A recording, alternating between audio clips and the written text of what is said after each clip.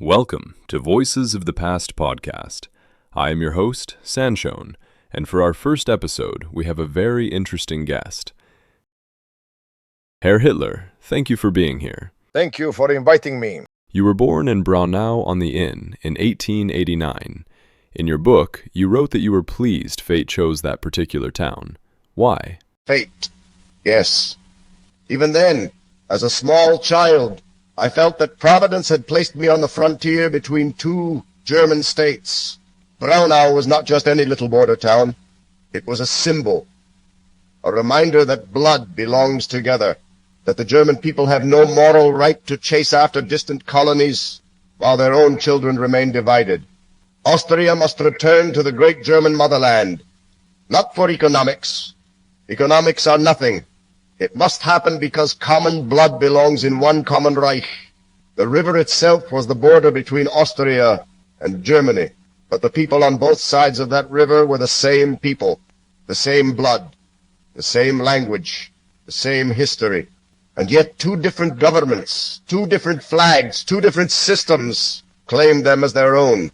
Even as a boy, I already felt this truth burning inside me. As I grew older, it struck me as a crime.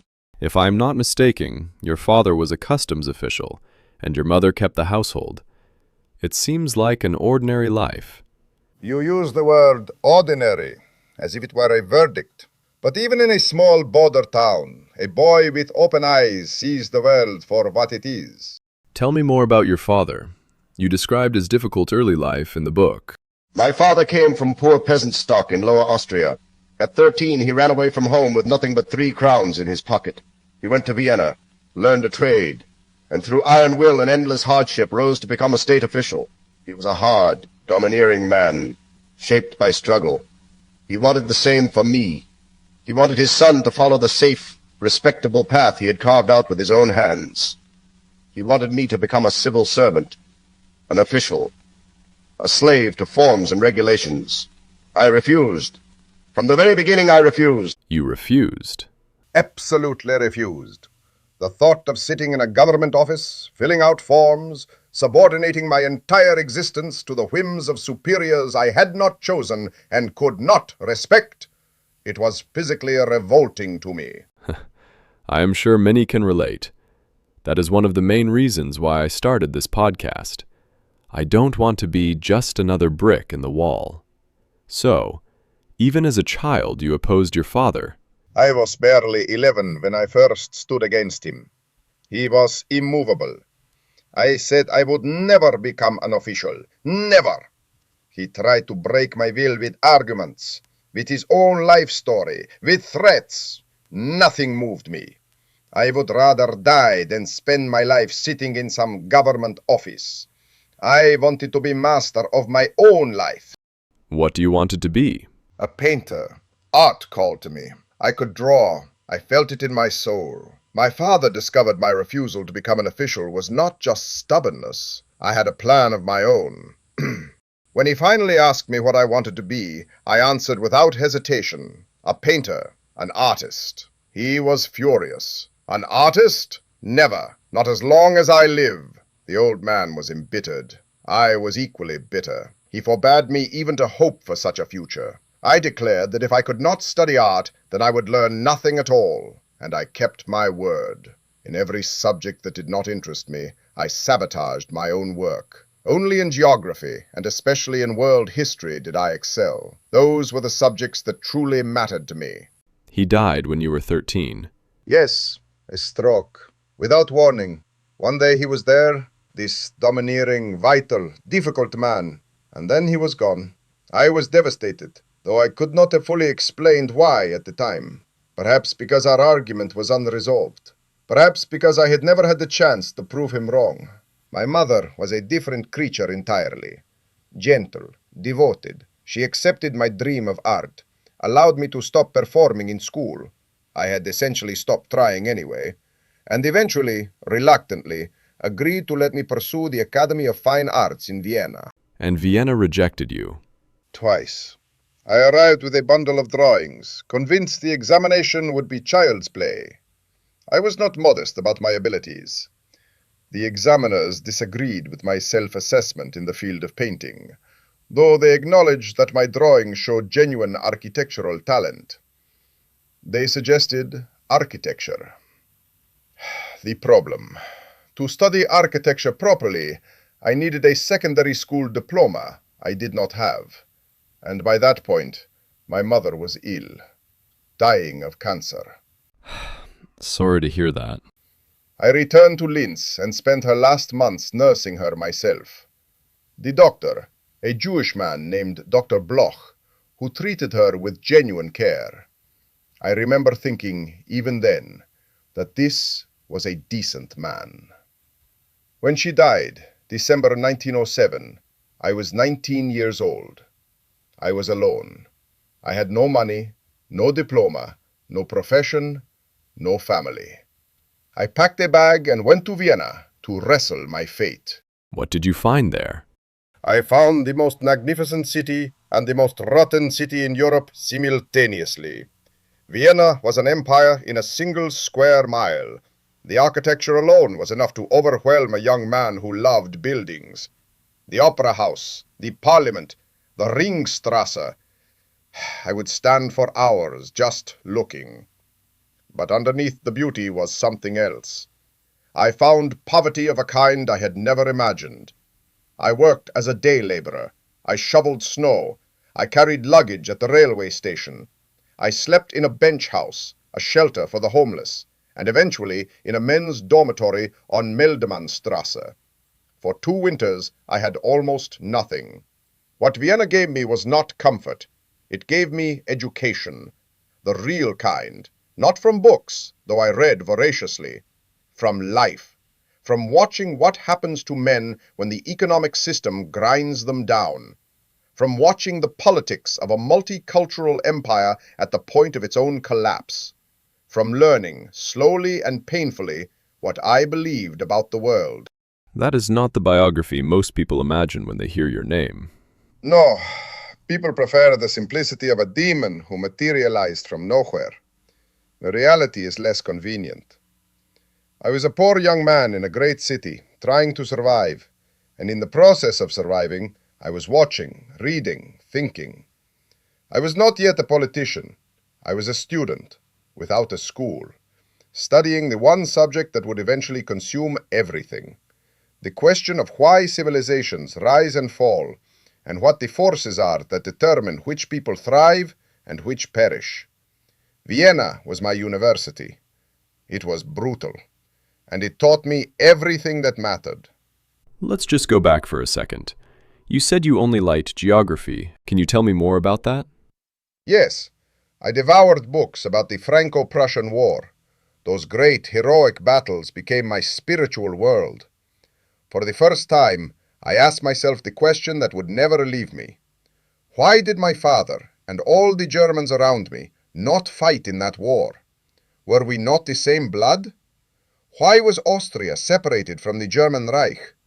Why were millions of Germans living under foreign rule, forced to fight for interests that were not their own? That question tormented me. It planted the first seeds of my nationalism. I became a fanatical German nationalist while still a boy. Not the lukewarm patriotism of the dynasty, no. True nationalism. Love for the German people, the German blood, the German future. You had a strong history teacher in Linz who influenced you greatly. Is that correct? Dr. Leopold Perch, a man I will never forget. He did not teach us to memorize dry dates. He made history live. He took the past and made it burn in our blood. Under him, I learned to see the forces that shape events. He appealed to our national honor, to our German pride. And through him, I came to a terrible realization. The safety of German culture in Austria could only be secured by the destruction of the Austrian state itself. The House of Habsburg had betrayed the German people again and again. They favored Slavs over Germans. They poisoned our blood with foreign elements. Vienna itself was becoming less and less German. I loved my German-Austrian homeland with all my heart, but I came to hate the Austrian state with equal passion. In Vienna, something changed in you, something that would define everything that came after. Let's speak plainly about it. When you left Vienna, you were something different. How did that transformation happen? Understanding always begins with observation. I was living among the working poor of Vienna. I saw what happened to men and their families when the economic machinery treated them as raw material. I saw how easily human dignity was crushed.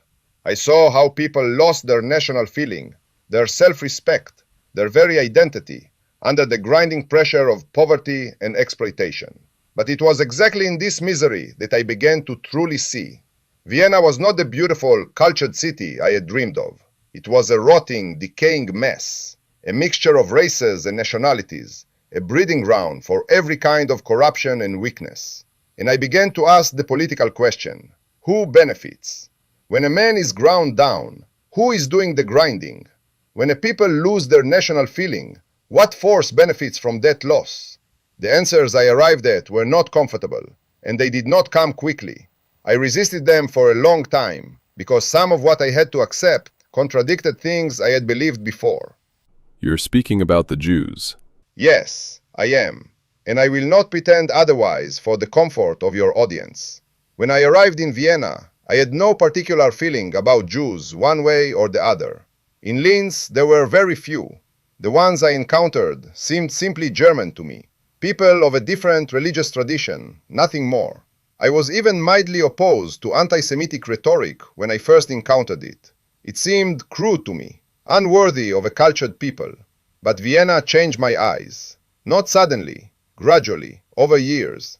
I began to observe them carefully, not as a naive boy, but as a man fighting for his daily bread. I saw them dominating the press, the theater, the art world, and the leadership of the social democratic movement. I saw how they controlled money and influenced politics. Slowly, the truth became clear to me. This was not a religious question. This was a racial question. The Jew is not a German and can never become one. He remains a foreign body inside the national organism. He lives as a parasite, feeding off the strength of other people while destroying them from within. He does not create. He only corrupts and exploits. How did this realization affect you? It changed me completely. I started studying the Social Democratic Party with cold, methodical precision. I went to their meetings. I listened to their speakers. I read their newspapers, and I understood their real method. They did not win people through truth or reason. They won them through lies, terror, and the destruction of national feeling. They broke the German worker's backbone and turned him against his own people. And standing behind it all, directing it, was the Jew. At first I was shocked. Then I became angry. Then I became determined. I swore that one day I would expose this poison to the German people. I would rip the mask off their faces so everyone could see what was really happening. Some say you were always predisposed to hate, and Vienna simply provided the excuse. Others say it was a genuine intellectual development. Others say it was neither, that you adopted it as a useful political tool. What would you say? I would say that all three of those interpretations reveal more about the interpreter than about me. The question assumes that my conclusion was wrong, and therefore must have had some psychological or opportunistic origin rather than an intellectual one.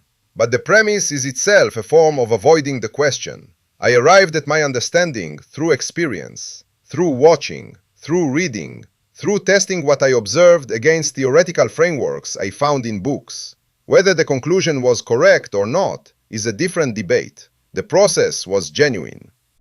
I want to press on this, because what followed your conclusion, what was done in your name and under your direct orders, was the systematic murder of 6 million human beings.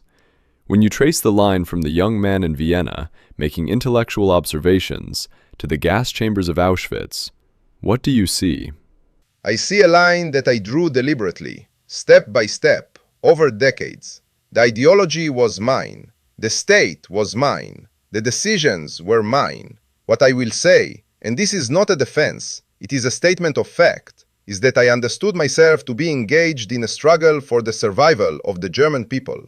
I framed everything I did in those terms. Looking back, What do you believe Vienna ultimately gave you? Vienna gave me clarity. It destroyed every illusion I had. It showed me that there can be no compromise with the forces that want to destroy the German people. It hardened me and prepared me for what was to come. When I finally left Vienna, I was no longer a dreamy young man who wanted to paint pictures. I was a man who had looked the enemy directly in the eye. I carried with me a burning hatred and an unshakable conviction. The German nation would either rise up and purify itself, or it would slowly die in the racial filth and chaos created by the Jew. There was no middle path, only struggle, eternal, merciless struggle. In 1914, while living in Munich, the First World War broke out. You immediately volunteered for the German army, even though you were still an Austrian citizen. Why? When the war came, I knew at once what I had to do. I was in Munich at the time. The moment I heard that Germany was at war, something inside me was set on fire. I fell to my knees and thanked heaven from the bottom of my heart that I had been granted the good fortune to live in such a time. I could not remain a passive spectator. I went to the Bavarian authorities and begged them to allow me to serve in a German regiment. They accepted me. On the 3rd of August 1914, I put on the German uniform. For the first time in my life, I felt truly free and truly German. What was your experience at the front? The front was the greatest school of my life. There I found real comradeship. There I saw what true German men were capable of: sacrifice, courage, loyalty unto death.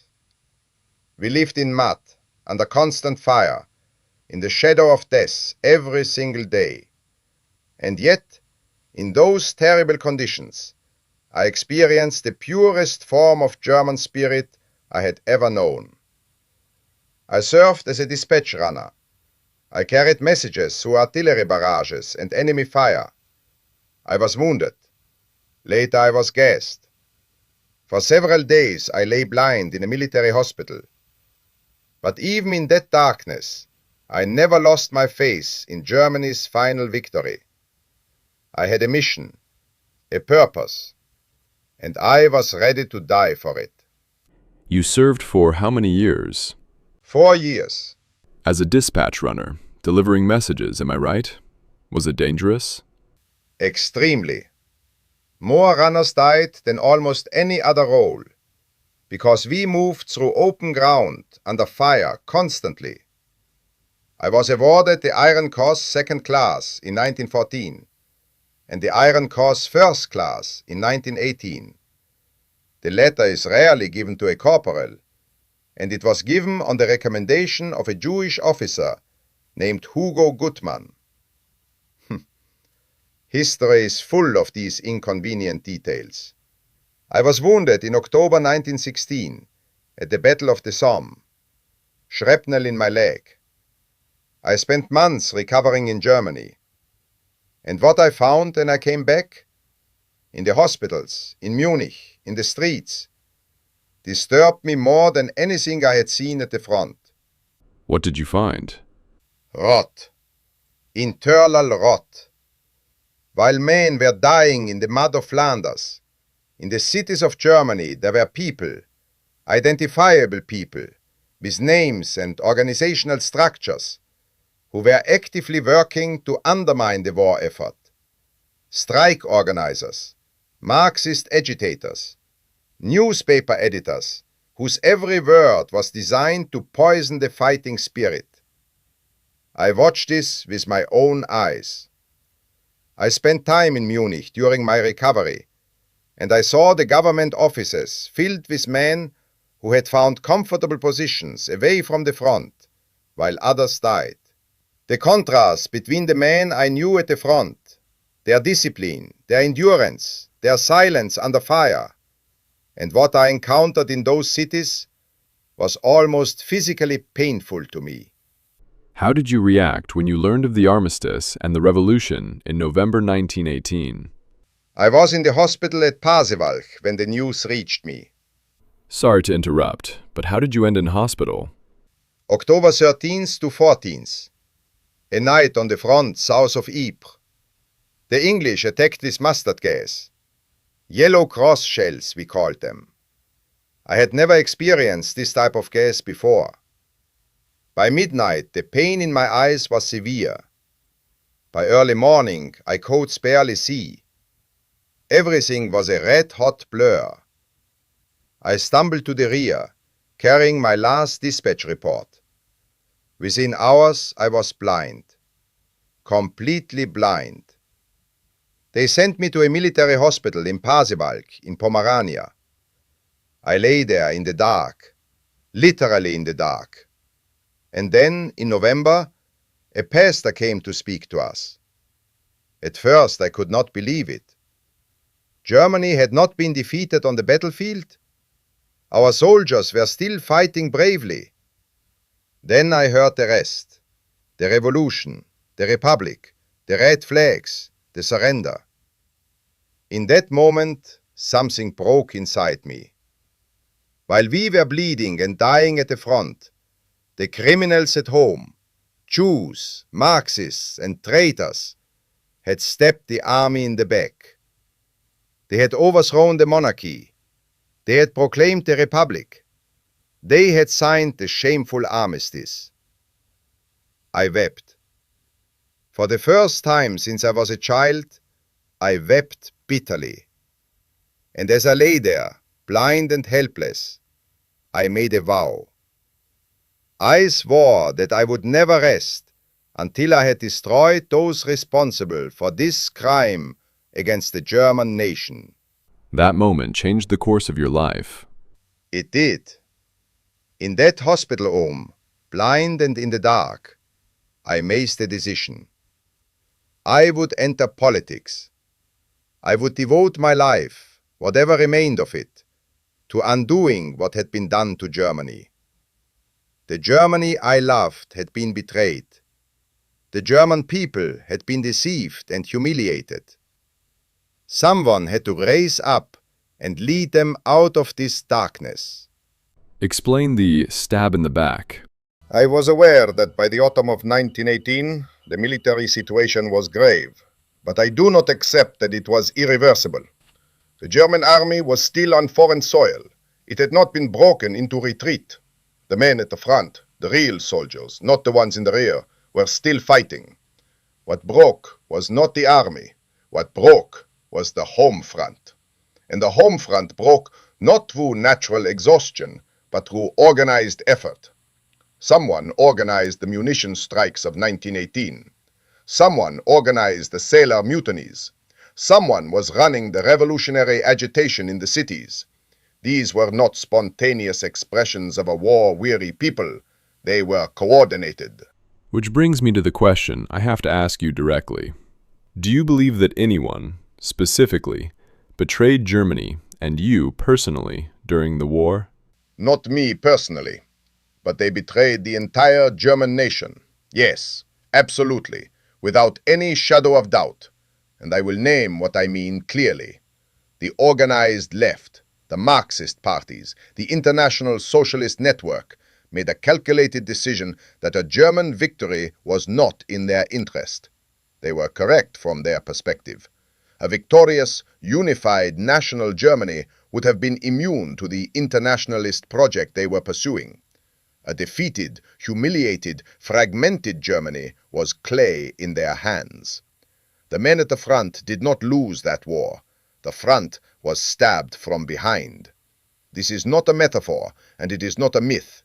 It is what I observed with my own eyes in 1916 in Munich, in 1918 in Pasewalk, in the years that followed, as the Weimar Republic systematically dismantled everything the war had been fought for. And the men responsible, many of them, walked directly from organizing Germany's humiliation into positions of power in the new republic. They were rewarded for it. This is what I could not forgive. This is what I was determined to undo. After the war, you returned to Munich and soon joined a small political group called the German Workers' Party. Why did you choose such an insignificant organization? Because it was small, because it was pure, because it had not yet been corrupted by the professional politicians and Jews who infested the larger parties. When I first attended one of their meetings, there were only a handful of people in the room. But I heard something there that no other party was saying. The truth about Germany's collapse and the need for a new movement based on national and social ideas. I joined as member number 7. I attended a meeting where someone said something I profoundly disagreed with, a Bavarian separatist argument, and I stood up and demolished it. When I finished, the chairman of the group approached me and asked if I would become a member and speak at their next gathering. I agreed. When I spoke at that gathering, a larger audience, perhaps 100 people in a smoky Munich tavern, something happened that I can only describe as electric. I spoke for 30 minutes, perhaps longer. I lost track of time. When I finished, people were on their feet. Some were in tears. Others were shouting. The energy in that room was unlike anything I had experienced. And I understood, for the first time, what I was capable of. Within a few months, I became the main speaker of the party. I discovered that I had a gift, the ability to move men with words. Night after night, I spoke, in small halls, in cellars, in beer halls. I spoke until my voice was hoarse, and slowly the movement began to grow. Describe that feeling, the feeling of speaking to a crowd. A crowd is not a collection of individuals. When people gather in sufficient numbers, with sufficient emotional stakes, something changes. The individual mind, with its doubts, its ambivalences, its private loyalties, recedes. What emerges is something more primitive and more powerful. A crowd feels as a single organism. My gift, and I recognized it as a gift, not a technique, was that I could read that organism. I could feel what it was feeling before it could articulate it, and I could give it language. When a crowd has been suffering in silence, when it has shame and anger and grief that have no name, and someone stands up and names those feelings, the relief is overwhelming. It is almost physical. I did not invent the feelings. The shame of Versailles was real. The hunger was real. The humiliation was real. 6 million unemployed Germans, real. The currency so worthless it was used as wallpaper, real. I did not manufacture any of this. I simply said, loudly and clearly, what people already knew and had been forbidden to say. You also named an enemy, the Jews, the Marxists, the Versailles powers. You gave people someone to blame. I gave them a diagnosis. Correct diagnosis, name causes. If someone is bleeding, you do not merely comfort them, you find the wound, and you find what made it. The Germany I was looking at in 1919, 1920, 1921 was a nation in collapse. The question was not whether something had gone catastrophically wrong. The question was, what? And my answer was that the catastrophe had been caused, deliberately, systematically, by forces hostile to the German national idea. Call that what you wish. The politics of grievance, scapegoating. Whatever label you apply, the effect was the same. People who had been wandering in confusion suddenly had a map. And a map, even an imperfect one, is preferable to standing in the dark. The National Socialist German Workers' Party grew from that Munich tavern to a mass movement in roughly a decade. Talk me through the key moments. The early years were about building the party structure, the newspaper, the völkische Beobachter, the stormtroops, the organizational machinery that could carry a political idea into every corner of German life. We held rallies that grew from 100 people to 1,000, to 5,000, to tens of thousands. I worked continuously. While other politicians gave speeches and went home to their comfortable offices, I was at rallies at midnight in freezing Munich beer halls. I was traveling by airplane, which was quite unusual for a politician at that time, to speak in 4 or 5 cities in a single day. People waited hours in the cold to hear me speak. And then, 1923, the beer hall putsch. November 9th. You attempted to seize power in Munich by force. 16 of your followers were shot dead on the street. You were arrested. You were tried for treason and sent to prison at Landsberg. That was Big L, as kids say these days.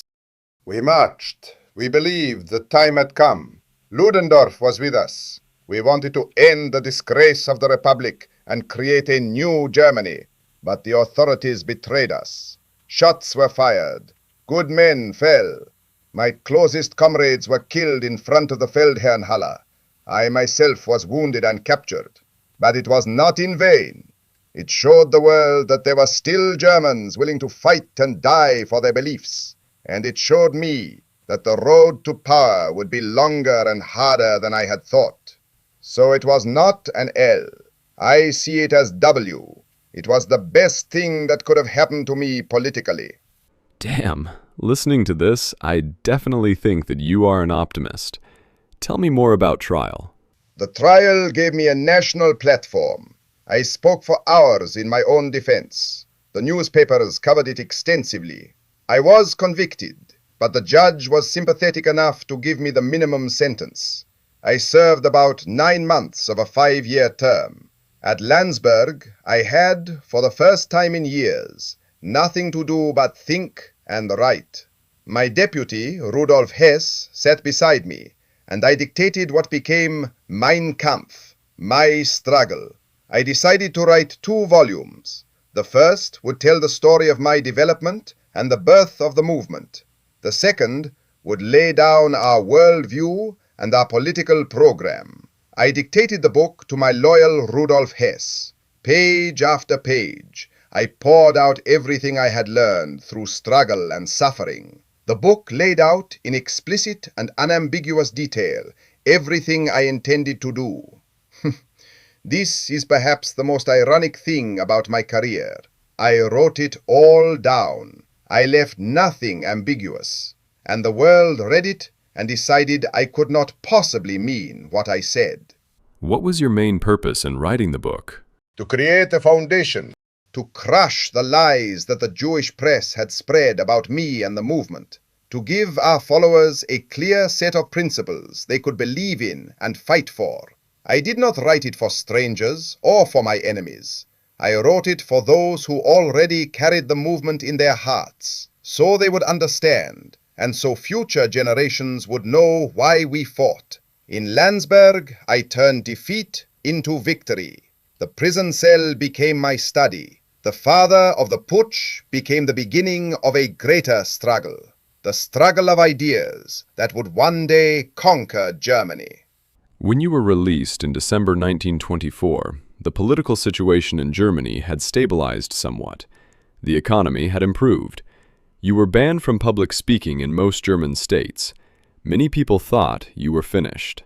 Many people were wrong. The stabilization of 1924 to 1929 was an illusion built on American credit.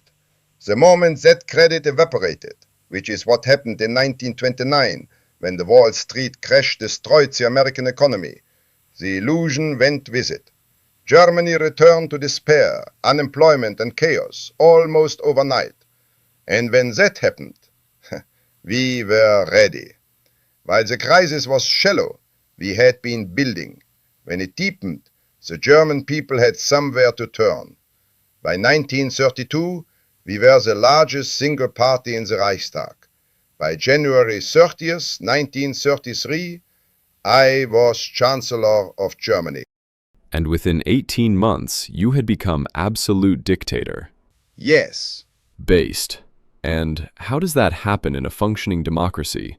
How do you take a Weimar Republic with its constitution, its courts, its press, and dismantle it piece by piece until one man has total power?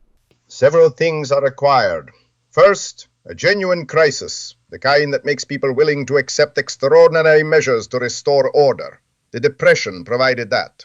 Second, a legal pathway. We used the Reichstag fire of February 1933 to push through the Enabling Act, which gave the cabinet, which meant me, the power to enact laws without parliamentary approval, entirely legal under the existing constitution. Third, speed. Once you begin, you must not hesitate. The moment of hesitation is the moment of defeat. Within months, all other parties had been dissolved. The press was under control. The trade unions were gone, and the courts were aligned.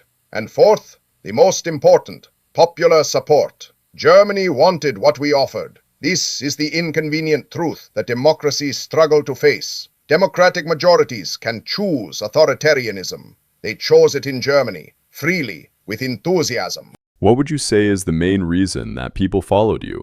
Because I told them what they already knew to be true, and gave them permission to believe it. People had been suffering for years, genuinely, physically suffering. Unemployment, hyperinflation, national humiliation. The Versailles Treaty had stripped Germany of territory, imposed crushing reparations, limited her military, and inserted a war guilt clause that was felt as a collective wound by every German who had any pride in their nation. And every conventional politician had said, the situation is complicated. Be patient. Trust the process. Things are improving. And they were not improving. I said, the situation is not complicated. You are suffering because you have been systematically betrayed and weakened. I know who did it. I know how to reverse it. And I will not rest until it is done. A starving man does not want nuance. He wants bread. I was the bread. Beyond that, I worked harder than any of them. I was available. I was accessible. I flew in airplanes to reach people who had never seen a national politician in person. I shook hands. I looked people in the eyes. I remembered faces. When veterans came to meetings, I knew what they had been through, because I had been through it. When workers came, I knew their conditions, because I had lived those conditions. I was not a distant politician. I was a man from the streets who had clawed himself to the top through nothing but will and belief. And in a country where inherited privilege had always ruled, that mattered. In your book, you describe history as an eternal struggle between races. Can you explain what you mean by this? History is not made by kings or governments. History is the story of races engaged in an eternal struggle for survival, power, and dominance. Nature herself is cruel and has only one law. The stronger has the right to live, and the weaker must give way or be destroyed. This law applies to people just as it applies to animals and plants. A race that loses its will to fight, that allows its blood to be poisoned and mixed with inferior elements, signs its own death sentence. Struggle is the father of all things. Without struggle, there is no progress and no life. Only weakness, decay, and eventual extinction. You place the Aryan race at the center of this struggle. The Aryan is the true Prometheus of mankind. He alone possesses the ability to create and maintain higher culture. All the great civilizations of the past were built by Aryan blood. When that blood remained pure, culture, science, and art flourished. When that blood was mixed with inferior races, those civilizations declined and eventually collapsed. The Aryan does not live only for himself. He is a creator by nature. He builds states, creates works of art, advances science, and organizes societies, not merely for personal comfort, but because creation is in his blood. He is the bearer of culture for the entire world. And in contrast, you describe the Jew in very harsh terms. The Jew is the complete opposite of the Aryan. He is not a creator. He is a parasite. He produces nothing original of his own. Instead, he lives by exploiting the creative work of other races. He has no culture of his own, so he corrupts and destroys the culture of others.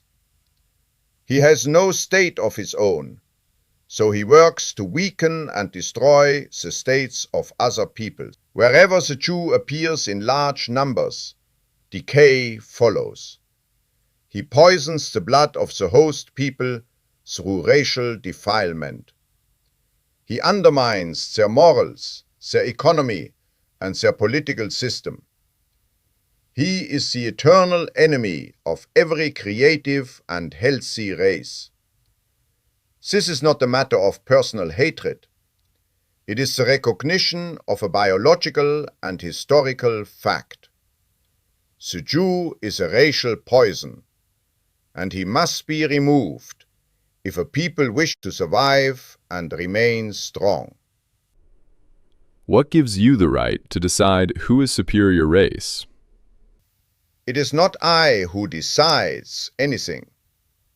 That is the first and most important misunderstanding. Nature herself has already decided. For thousands of years, she has selected, tested, and refined races through blood, struggle, and survival.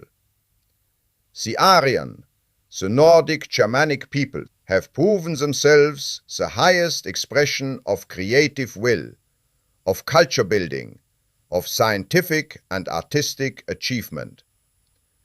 This is not my opinion. It is written in the history of the world, in the ruins of every civilization that rose and fell when its blood was diluted or corrupted.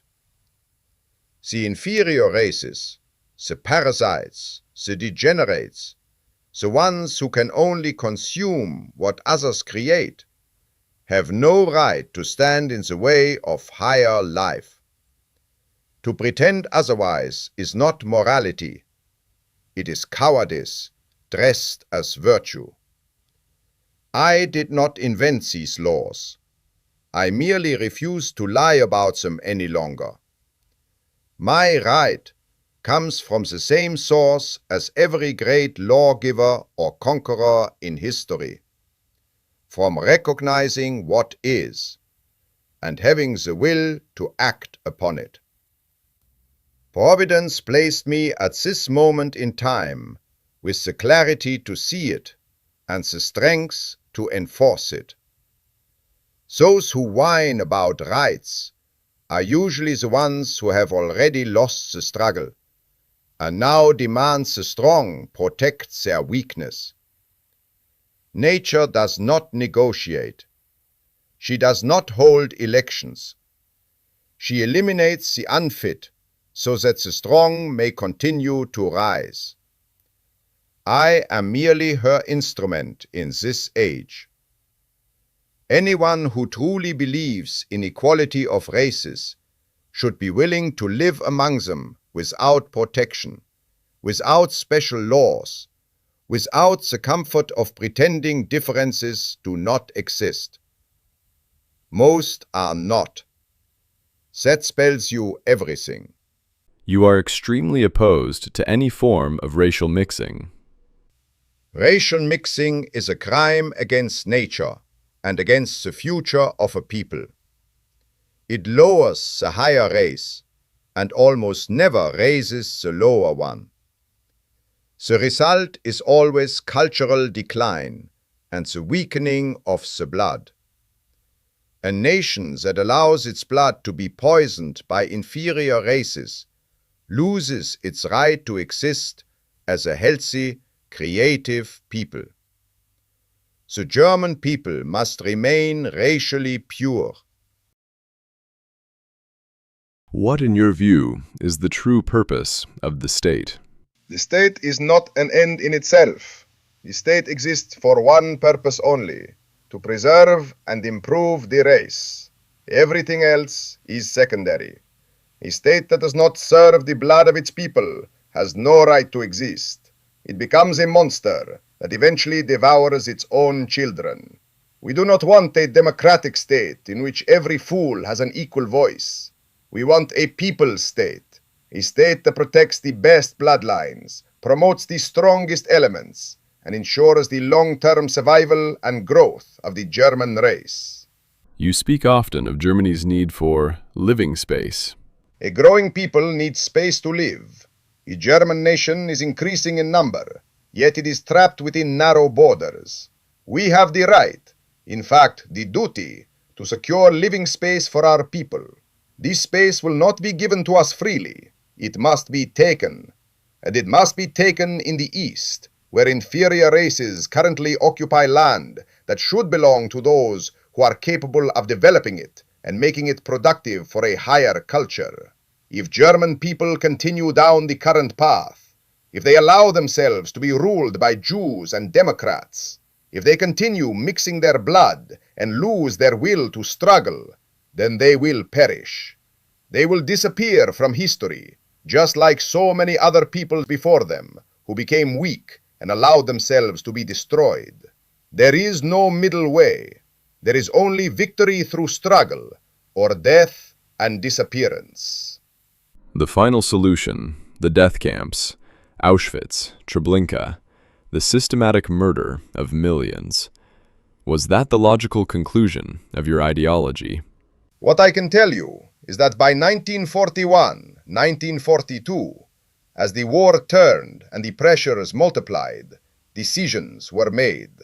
Under my authority, by my administration, decisions that I did not stop. I am not going to perform regret for your audience. It had to be done. I want to ask you something that very few people ask. Is there any moment, looking back, where you think, this is where I could have turned back. This is where the road forked, and I chose the wrong path? There was no such moment. Not in 1933, not in 1936, not in 1938, when the world handed me what I wanted without a shot fired.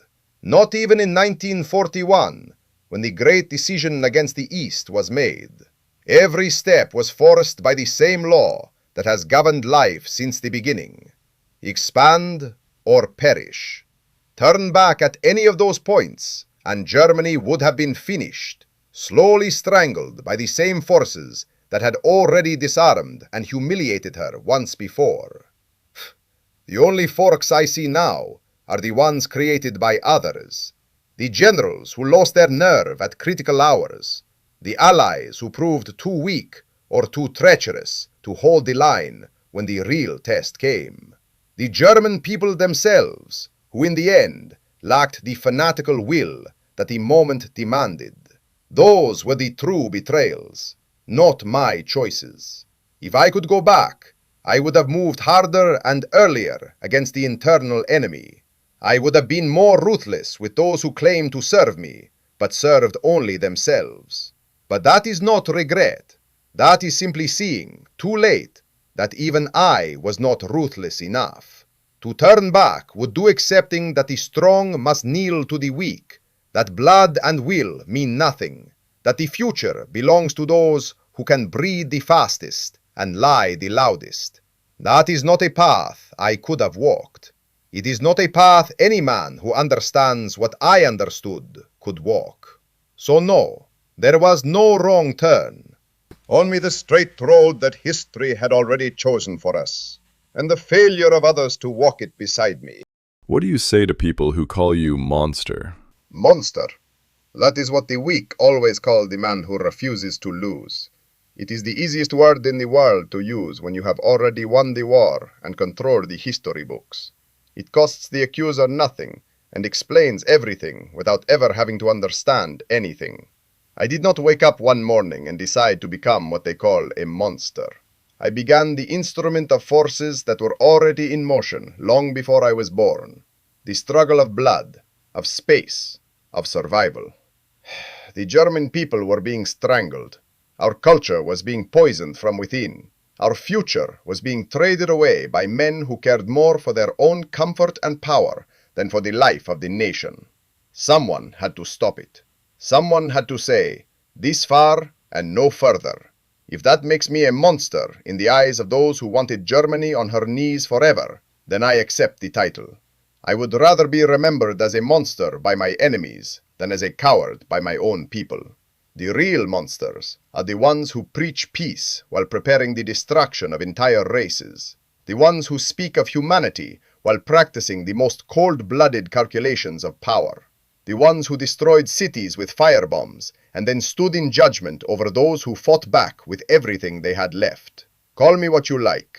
The word changes nothing. The struggle continues, with me or without me. And those who are still honest with themselves know exactly why I did what I did.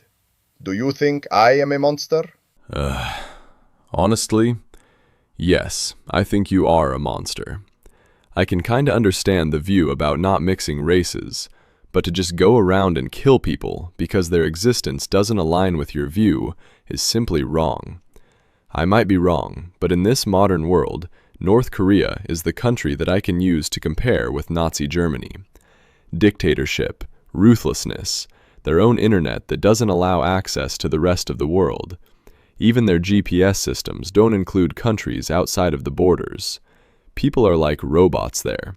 You say something wrong, you do something wrong, and you are cooked. And yet, they are not leaders in any major parameter. They are not leaders in science, population, economy, sports, art, nothing. If it weren't for their nuclear weapons, they'd be a total shithole. Don't compare us to them. You have no idea what we'd be capable of if I had finished my mission. We for sure wouldn't be North Korea. We'd be something far greater. I don't think there's any other figure in modern history, perhaps in all of history, about whom the consensus is so uniform. When a figure becomes the universal symbol of evil, it serves a purpose. It allows everyone else to say, I am not that. We are not that. Our nation is not that. It creates a floor below which no one else needs to look. And that is dangerous. Because the things that produced me, the economic collapse, the national humiliation, the hunger for a strong narrative, the willingness to follow a voice that promised clarity and purpose, those things did not die with me. They were not buried in my Berlin bunker. You anticipated my next question. Do you think history will repeat? Will a new Hitler rise again? Of course. History always repeats itself when the same conditions return. As long as there are weak, corrupt governments, as long as the Jew continues to poison the blood and the soul of nations, as long as peoples lose their will to fight and their sense of race, new leaders will rise. Fate does not abandon a people forever. When the suffering becomes great enough and the lies become unbearable, a new man will come. He may not have my name, but he will carry the same idea. The idea of national awakening and racial survival cannot be killed. It will return, again and again, until it finally triumphs. Your world has those conditions today. Not everywhere, not to the same degree, but in more places than you would like to admit. The economic disruptions of globalization have created real losers. People whose lives have materially worsened while they were told the system was working. The cultural disruptions have created a genuine sense of dislocation and loss among large parts of various populations. And the traditional institutions, the parties, the press, the courts, have in many countries lost the credibility they once had. The question is not whether the conditions exist. They do. The question is whether your institutions are strong enough, whether your populations are informed enough to resist the figure who will inevitably appear to exploit those conditions. Even in democracy that we have today?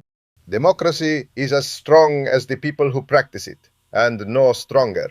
Institutions do not defend themselves. Papers do not fight back. Constitutions are not physical barriers. The Weimar Republic had a constitution that, on paper, was admirable. It had a free press, an independent judiciary, a bicameral legislature, free elections. And within 18 months of my becoming chancellor, all of it was gone, entirely legally, with the enthusiastic support of a majority of the population. The lesson is not that democracy cannot be saved. It is that saving it requires active, informed, courageous participation from citizens who understand what they are defending and why. Passive democracy, democracy where people vote once every 4 years and otherwise trust that things will be fine, is a democracy that can be dismantled from the inside. Before we close, we ask for two things, something personal and a piece of advice for the next guest. Let me start with the personal. People know the public figure, the rallies, the uniform, the voice. What do people not know about the private man? People do not know how much I loved dogs. My German shepherd, Blondie. She was with me in the bunker at the end. The relationship I had with that dog was more uncomplicated than almost any relationship I had with a human being. People do not know that I cried at films. I would watch a movie and weep, and then immediately issue instructions for the conquest of a country. Is there a personal anecdote, something small and human, that people don't know about you? In the evenings at the Berghof, where the day's work was finished, I would sometimes take Blondie out alone. Not for exercise, for silence. We would walk the paths above the house, high enough that you could see the whole valley. She never needed a leash. She would run ahead, then stop and wait for me, tail moving slowly, watching to make sure I was still coming. She had this way of sitting beside me on the bench without demanding anything. She didn't care who I was. She didn't want anything from me, except that I was there. In those moments, the noise in my head would quiet down. The speeches, the reports, the endless calculations, all of it would step back for a little while. One winter evening, it started to snow while we were out. She kept looking up at me, shaking the flakes off her coat, then looking up again. I remember thinking how simple it was, how clean. No speeches, no betrayals, no calculations. Just the snow and the dog and the mountain. People like their monsters to be monstrous in every detail. They don't want to hear that sometimes the man they hate sat quietly with an animal and felt peace. It ruins the story they need to tell themselves. Can you tell us something funny that happened in your life? There was a night in Munich, very early on. We had rented a back room in the beer hall for a small meeting. The owner had forgotten he had also promised the same room to a wedding party that same evening. Halfway through my speech, the door suddenly opened, and in walked the bride and groom with their families, all in their best clothes, the bride still holding her bouquet. They froze when they saw us. Brown shirts, armbands, the whole room staring back at them. The groom went completely white. He started stammering apologies and trying to pull everyone back out. I told him to stay, that we were nearly finished, and there was no need to ruin their evening. So they stood there, this young couple in their wedding clothes, while I continued speaking about the future of Germany. When we finally left, One of my men said the groom looked like he had just seen the devil himself. I laughed. But I have to say, Bride was 10 out of 10. And one last thing. Give one important life advice to the next guest without knowing who the next guest will be. Never compromise with your enemies. Never. The moment you begin to negotiate with those who want to destroy you, you have already lost half the battle. Be hard. Be ruthless when necessary. And above all, never let anyone make you doubt your own strength or the justice of your cause. The world does not reward the weak. It rewards those who are willing to fight until the end. If you would like to hear more voices from the past, support us by liking, commenting, and subscribing. In next episode of Voices of the Past, someone else entirely. This is a work of historical dramatization created for educational purposes. The views expressed by the character of Adolf Hitler are historically grounded in his autobiography Mein Kampf, verified historical record, and documented speeches. They are presented to illuminate, not celebrate or endorse, one of history's most destructive figures. The Holocaust was real. Its 6 million Jewish victims and the millions of others murdered by the Nazi regime deserve to be remembered by name and not reduced to historical abstraction.